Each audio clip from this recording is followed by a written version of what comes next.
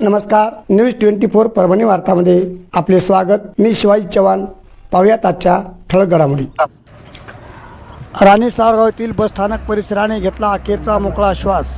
राणी सावरगाव तालुका गंगाखेड जिल्हा परभणी येथील लोकसंख्या जवळपास 15 ते 16 हजारच्या आसपास आहे। गंगाखेड तालुक्यातील उपबाजारपेठ असून येथील ग्रामपंचायत सर्वात मोठी 2 नंबरची आहे। राणी सावरगावच्या आसपास 16 वाड्या, 7-8 गावे व असंख्य वाडी तंड्या वस्ती आहेत। राणी सावरगाव हे लातूर, नांदेड, बीड जिल्ह्याच्या सीमेवरील गाव आहे।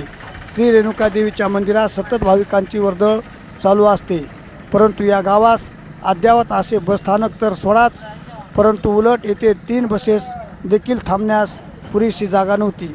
ही बाब गेल्या कित्येक वर्षापासून गावकऱ्यास जाणवत होती।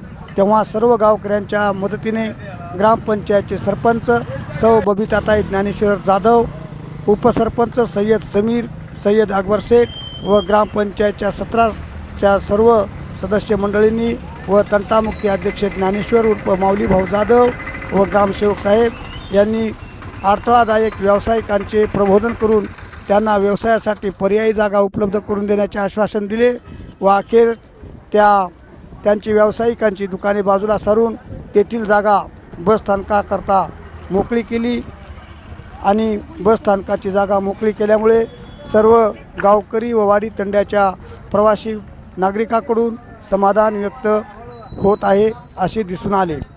अशाच ताज्या घडामोडी पाहण्यासाठी चॅनलला आजच लाईक व सबस्क्राईब करा व ताज्या घडामोडी पहा।